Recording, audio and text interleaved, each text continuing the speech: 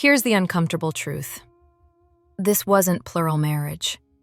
It was monogamy funded by everyone else. Janelle's most accurate observation was also the most inconvenient one.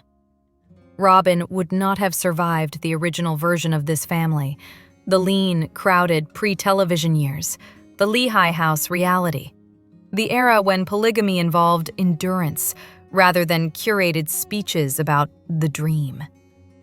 Strip away the relocations, the upgraded living arrangements, and the steady stream of show money, and the result is painfully obvious.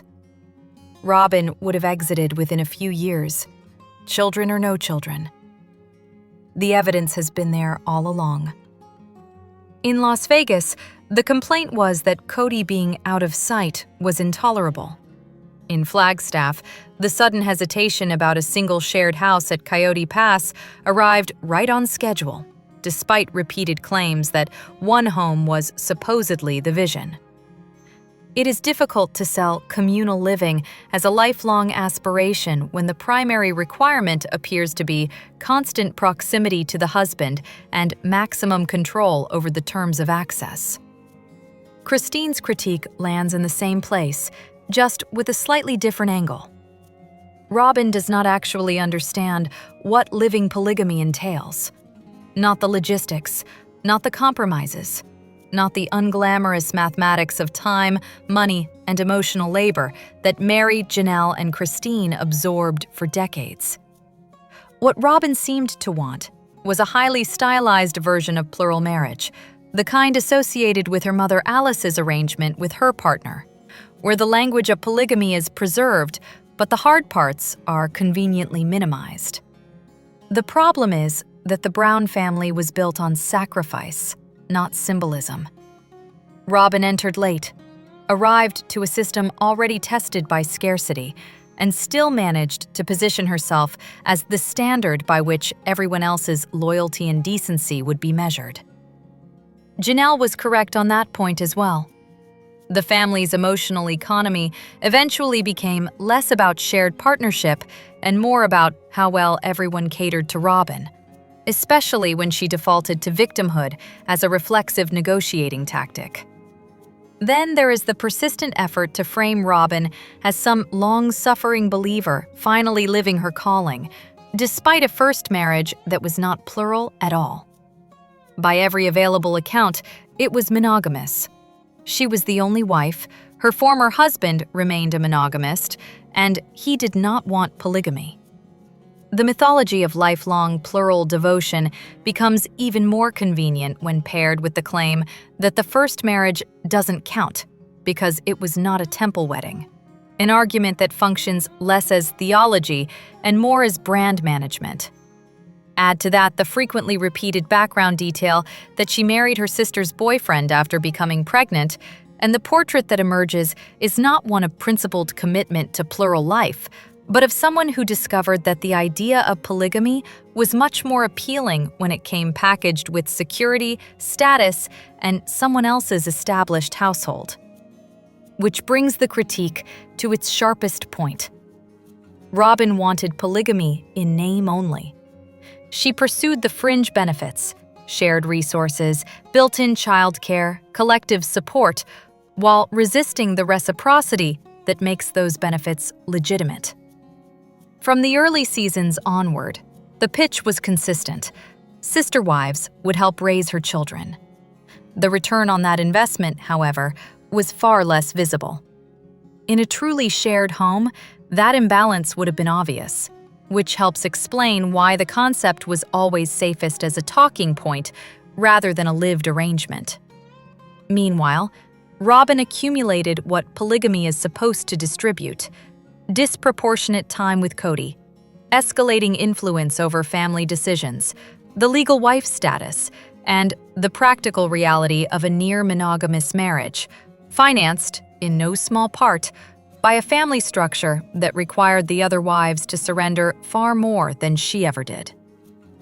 The result is a familiar reality television archetype: a spouse who speaks reverently about the lifestyle, while ensuring that, in practice, it functions primarily as a vehicle for her own comfort control, and centrality, complete with the pouty entitlement of a spoiled child whenever the universe fails to arrange itself accordingly. The most honest person in that scene isn't the adult playing Father of the Year. It's the kid who quietly walks out. Christine is in bed, reading to her kids. A rare moment of calm, warmth, and something resembling parental intention. It's quiet. It's settled. It's the kind of scene that requires only one basic ingredient to work: leaving it alone. Then Cody arrives. He doesn't enter like an adult joining a bedtime routine. He bursts in and launches himself onto the bed as though the goal is maximum motion, maximum noise, maximum attention. The mood shifts instantly, from cozy to chaotic, because of course it does. Subtlety has never been part of the brand. The most revealing detail isn't Cody's performance, it's Peyton's response. While the adults barrel forward as if nothing unusual is happening, Peyton gets up and leaves the room. No comment, no protest, no dramatics, just an immediate exit from the spectacle. The absence of reaction from the parents is almost as pointed as the departure itself.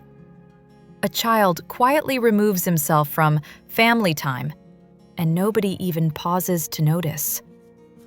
The so-called original 13 children might as well be stage furniture, visible when useful, ignored when inconvenient.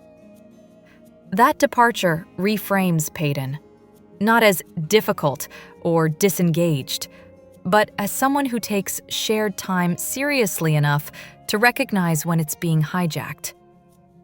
Christine has described him as valuing family time, and that context makes the scene land differently.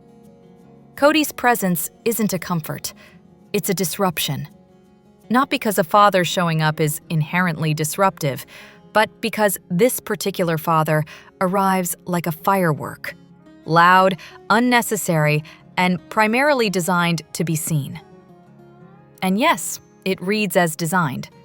The behavior has the unmistakable odor of camera awareness. A man popping in at precisely the right moment to create a lively, memorable beat. It isn't intimacy, it's staging. The point isn't the children settling into sleep. It's Cody ensuring the room settles into him. If the atmosphere was calm, it needed to be interrupted. If the moment wasn't about him, it needed to be. Small wonder a child opts out. The idea that Peyton spent much of his time at Janelle's only sharpens the logic. If Cody's attention-seeking energy was already a regular feature elsewhere, there's a plausible fatigue factor. Enough exposure to the performance, enough familiarity with the pattern, enough certainty about where the scene is headed. By the time Cody arrives to take over the room, the outcome is predictable. The routine becomes a circus, and the bedtime becomes collateral damage. Any parent who has ever worked to get children quiet and ready for sleep knows how fragile that process is. It takes patience, steadiness, and a willingness to keep the temperature low. Watching someone stroll in and deliberately crank the dial to rowdy is not charming. It's selfish. The only appropriate response is the one this father never demonstrates: reading the room. Instead, the room reads him, and one child leaves. That's the real critique buried in an otherwise cute scene. The family dynamic isn't built around stability or mutual consideration. It's built around managing a parent addicted to attention. When the cameras are present, the need to perform appears to override the needs of the children. And when a child responds honestly to that, quietly, instinctively, by removing himself, no one even notices. Which tells the whole story with far less effort than the adults ever seem willing to make.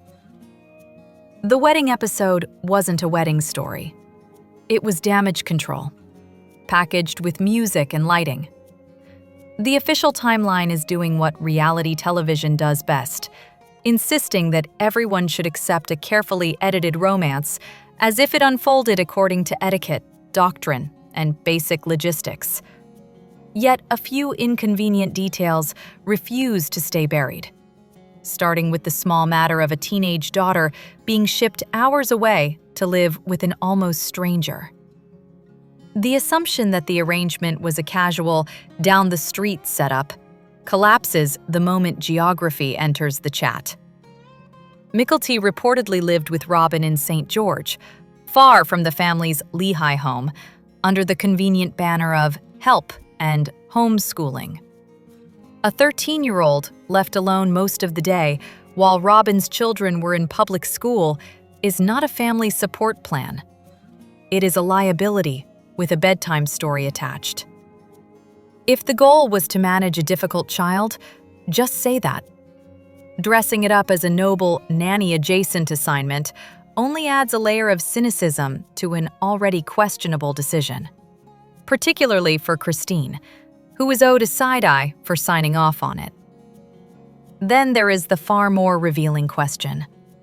Why did Robyn's integration into the family look suspiciously like a done deal long before the cameras declared it official? The persistent rumor that a spiritual marriage or sealing occurred well before the filmed wedding explains a number of "how was this tolerated" moments that the show tries to treat as harmless courtship. Critics have long pointed to Cody rotating Robyn into family life before marriage, tucking in her children while Christine was pregnant and allowing the children to call him daddy as if this were merely enthusiastic blending. But in a community that prizes religious order and marital boundaries, that kind of access without spiritual authorization would have been an open provocation. The notion that church leadership and the existing wives would calmly accept a fiancé receiving husband privileges strains credibility. The more plausible interpretation is blunt. The spiritual commitment had already been made, and the televised wedding functioned as storyline polish. That reading also reframes the wives' reactions, which were hardly the serene approval the revisionist version implies. Christine was angry, and Mary and Janelle reportedly agreed that Robyn should not be in the rotation. That resistance makes sense if the family was being asked to publicly perform "not married yet" while privately living something closer to "already married." The outrage was not merely jealousy. It was the friction that occurs when one person's accelerated status is being smuggled in under the pretense of gradual courtship. And for a husband who could find time to parent Robyn's children, the contrast with his inconsistent attention to Christine's children was not exactly a flattering character note. The engagement timeline raises another problem for the show's official narrative. A long engagement may play well on television, but fundamentalist polygamous culture typically treats extended engagements as a moral and relational hazard, effectively inviting emotional infidelity while everyone pretends it is disciplined restraint. Cody's previous pattern, marrying Janelle and Christine within weeks, only underlines how unlikely a 9-month wait would have been without a compelling constraint. Robyn's history provides one. Her first marriage was legal and monogamous, and because she was pregnant before that wedding, it likely could not be framed as a pristine spiritual union within the church.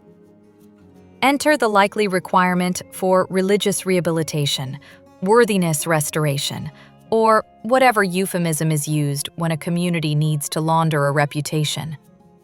A prolonged purity process would neatly explain both the obsession with chastity rhetoric and the delay, if the delay was real.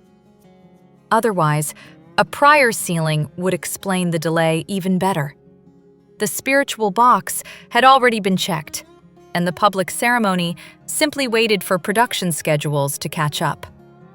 Some commentary from individuals claiming ties to AUB leadership has echoed this logic, suggesting that church approval and Robyn's own phrasing over time point to a spiritual marriage months before the filmed event. The rumors go further, including talk of a separate multi-day honeymoon, possibly a Wyoming trip, occurring before Robyn's move to Lehigh, and long before the audience was told anything had been formalized. None of this would be surprising in a franchise built on selective disclosure. Inconvenient chronology is routinely replaced with convenient narrative. Finally, there is the lingering question the show never answers honestly. What exactly was happening physically during this supposedly chaste waiting period? The insistence that Robyn was too holy and shy to cross that line without a spiritual pretext inadvertently strengthens the argument. If intimacy occurred, the community would demand religious cover. If intimacy did not occur, then the show expects viewers to believe that a man known for fast engagements and porous boundaries suddenly developed monk-like patience for nearly a year, while still acting like a functional spouse in every way that mattered. Either the spiritual marriage happened early, or the public timeline is a performance. Given the pattern, the safer bet is always the same. The truth will emerge later, once it can no longer disrupt the storyline. Cody's apology isn't remorse. It's a victory lap, because he still thinks he wrote Christine's happy ending. Cody's apology tour offered an instructive comparison. Christine received the grand, self-congratulatory flourish. If he hadn't screwed up, she supposedly wouldn't have what she has now. While Janelle, notably, was not granted the same gospel of Cody as destiny. The difference is not subtle. It is practically a mission statement. Christine's current life registers as valuable to him because it includes a man, preferably the kind of man Cody's worldview can file under proof of worth. Janelle, meanwhile, has the affection of her children and grandchildren, an entire, sustaining community of love, and that apparently does not qualify as meaning in Cody's moral economy. In this framing, Christine is expected to express gratitude for being publicly diminished and degraded long enough that she finally left because, in Cody's mind, humiliation is not harm. It is character development that conveniently makes him the heroic catalyst. The scene practically begs for consequences.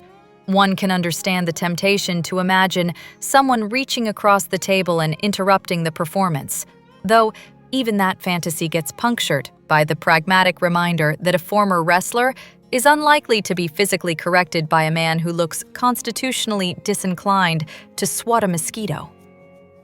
And then came the extra dose of self-importance. Cody reportedly suggested that within a few years, David would be ready to punch him for sending Christine his way. An astonishing line that manages to cast Cody as both matchmaker and martyr, while floating a future grievance in advance, just in case attention begins to drift. The most effective response, and the one Christine seemed to deploy with infuriating poise, is indifference. The calm insistence that it is in the past. That is not weakness. It is strategy. This apology spectacle reads less like accountability and more like nourishment for an ego that requires constant feeding. Emotional vampirism dressed in the respectable costume of closure, especially when the current supply line at home appears to be barely meeting the minimum. Christine's refusal to emote on command punctured his self-image, and the immediate impulse was to reassert relevance, to remind her why he mattered, why he should still be the gravitational center of her story. If this behavior aligns uncomfortably well with clinical descriptions associated with narcissistic traits, that is not a diagnosis. It is an observation about patterns, an insistence on interpreting other people's lives as extensions of the self, and an inability to tolerate being emotionally unneeded. Add the misogyny threaded through his values, and the hierarchy becomes depressingly clear. The highest achievement in his world is not autonomy, peace, or family bonds, but being chosen by a man. Specifically, a white man with a manly job, a respectable paycheck, and the kind of resume that can be weaponized as proof that Christine has finally become worth something. Naturally, Cody still finds a way to rank himself above that man anyway, because even baldness becomes a scoreboard when someone experiences life as a perpetual competition for superiority. The real punchline is that Christine handled the moment with more class in a fingertip than Cody has ever managed to assemble as a whole person. And David's value, whatever else anyone chooses to say about him, seems to be that he shows up, backs her, and does not require the room to applaud him for the privilege. Here's the uncomfortable truth. The legal marriage decision makes perfect sense if the priority wasn't the children. The notion of Christine as the legal wife is one of those ideas that looks almost sensible, right up until the family's actual priorities arrive and ruin it. If the household was going to apply logic to legal marriage at all, the obvious moment would have been during the era of the original 3 wives, when legal status could have been leveraged for something practical rather than theatrical. Once it became clear that Janelle and Christine would have significantly more children than Mary, the legal marriage being parked with Mary, thereby covering exactly 1 child, starts to resemble less of a strategic choice and more of a habit no one bothered to interrogate. If the stated goal were health insurance coverage, Christine, with 6 children, would have been the rational candidate, particularly if Janelle, as the wife most associated with outside employment, was presumed to have had better access to workplace benefits. Except that presumption collapses under the weight of the family's own financial history. There is little indication that Cody carried meaningful employer-based insurance at all, especially in the early years when his work was a patchwork of billboard sales and side hustles. And even if insurance existed, marriage to the children's mother would not have been the decisive factor. A parent can generally insure biological children regardless of marital status, and paternity recognition, such as being listed on birth certificates, matters far more than ceremonial paperwork. The more consistent through line is that medical coverage simply was not treated as a foundational responsibility, as evidenced by reports of major out-of-pocket debt incurred for a child's surgery rather than routine insurance utilization. Against that backdrop, the legal marriage question stops being about optimizing family protection and starts looking like the kind of administrative choice made by people who prefer improvisation to planning. In fact, the structure appears to have rewarded the opposite of legal consolidation. Remaining unmarried on paper could preserve eligibility for government assistance, with a single mother of multiple children potentially qualifying for benefits that would be jeopardized by formalizing a marital household.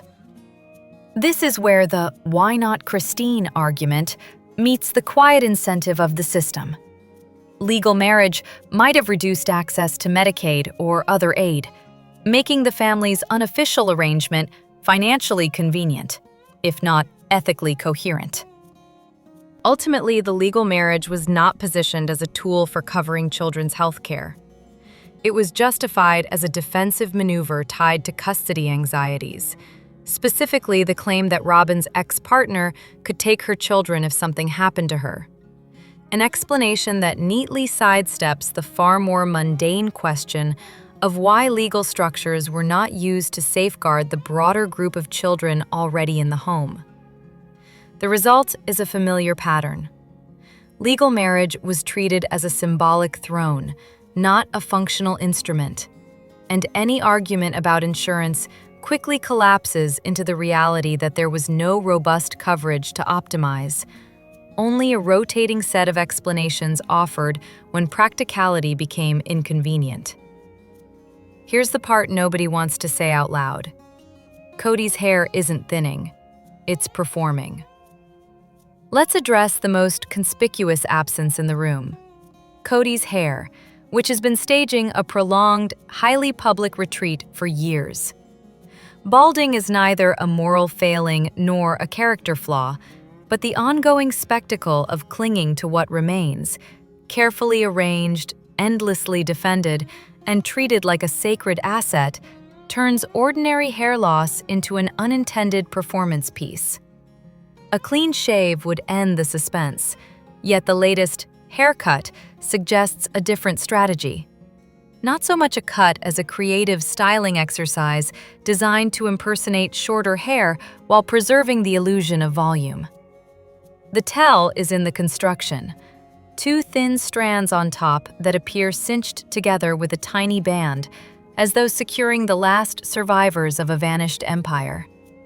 And the real comedic irony is that the most reliable feature of this entire arrangement is the front section where plugs were placed, because those little strands will, of course, keep growing faithfully, long after the rest has resigned. Shaving it all off would be the sensible choice, but sense rarely survives contact with vanity. The more likely reason it will never happen is the fear that a bald look would be interpreted as competing with David, an absurd premise that nonetheless fits perfectly within a worldview where appearance is treated as a competitive sport. This is the same man who reportedly spent years convinced that Janelle stayed because of his six-pack abs, an assertion so self-congratulatory it borders on satire, and who would presumably extend that delusion to Christine, imagining she remained for the beautiful hair, only for the punchline to land when she moved on with a man who has none. The situation becomes even more farcical when the critique itself is policed inconsistently. If commentary on Cody's hair is considered fair game, then observations about Mary's unfortunate hair and makeup should not be treated as uniquely unacceptable, especially when the remarks contain no foul language, no disparagement of any protected group, and no targeted harassment. Either appearance is open to discussion across the board, or it isn't. Selective enforcement does not create civility. It creates favoritism dressed up as standards. Everyone keeps debating whether Robyn would leave Cody. Wrong question.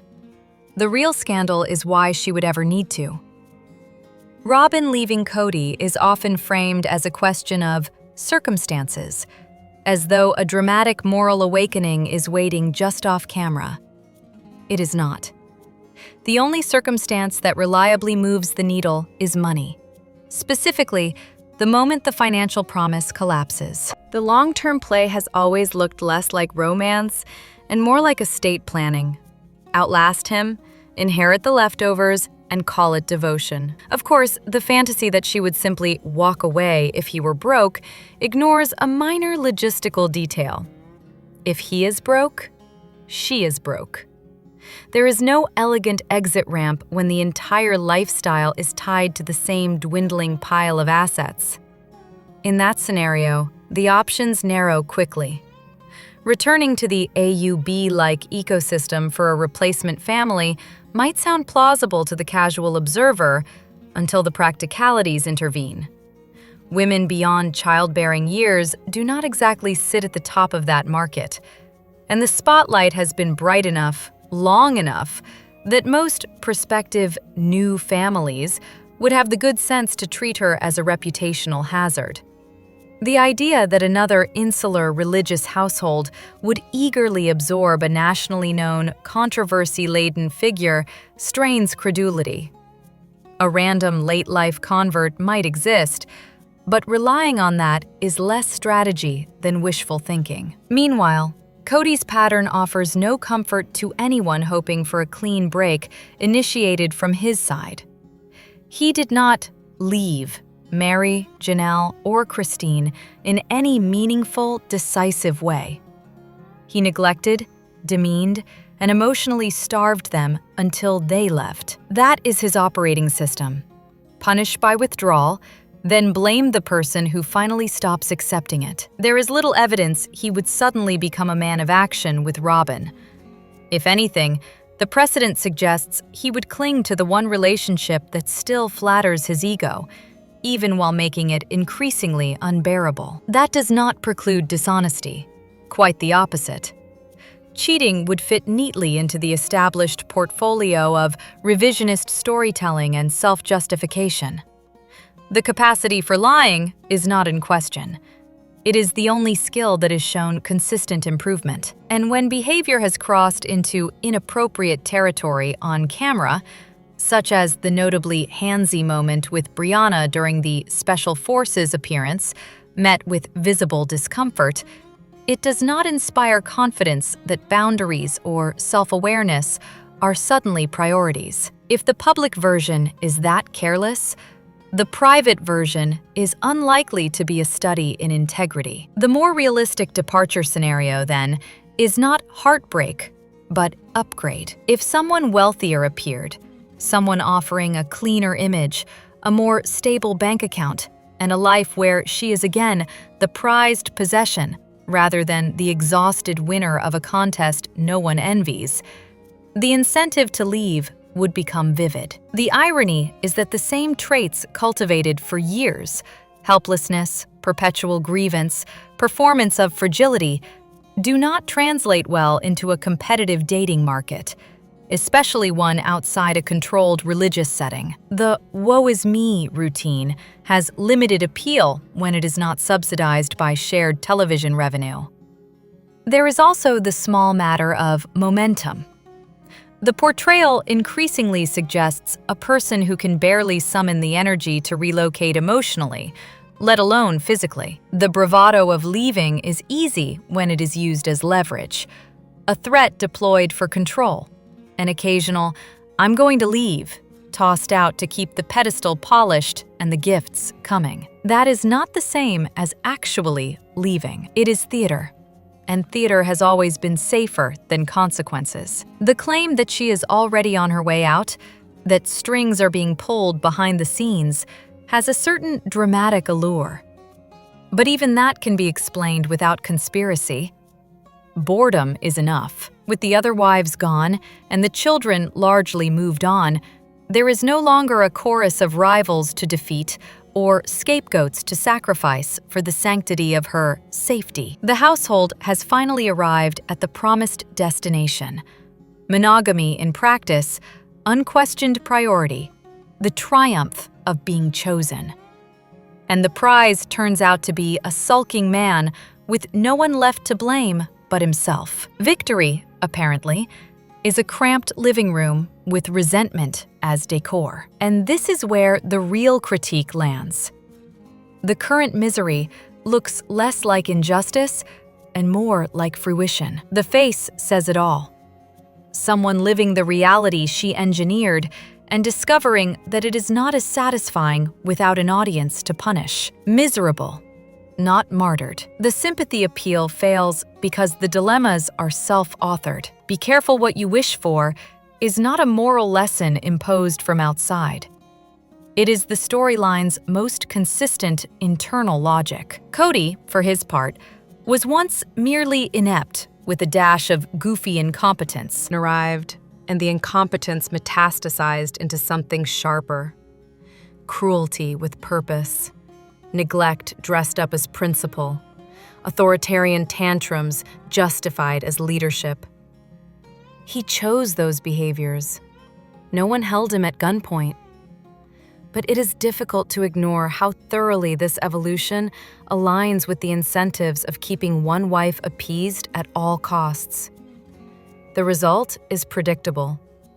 3 ex-wives, a fractured family, multiple estranged children, and a legacy marred by profound loss, including the death of Garrison, a tragedy that does not emerge from nowhere in a family system riddled with abandonment, conflict, and emotional collapse. Blame does not belong exclusively to one person, but it does not bypass the architects of the environment either. So the question is not whether she will leave, but why she would. If the money remains, the arrangement remains. If the money vanishes, the exit becomes harder than the fantasy suggests. Either way, the overarching conclusion is bleakly simple. There is little reason to expect transformation, accountability, or redemption. What exists is a couple staring at the aftermath of their choices, finally alone with the monster they helped create, and hoping, one would assume, that they do not continue the tradition of collateral damage with the children still standing. Subscribe.